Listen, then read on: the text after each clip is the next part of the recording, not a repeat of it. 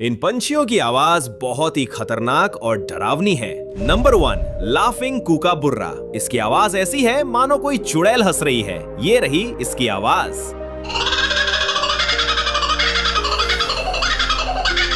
Number 2, लून। अगर इसकी आवाज कोई जंगल में रात को सुन ले तो सोचो उसका क्या होगा।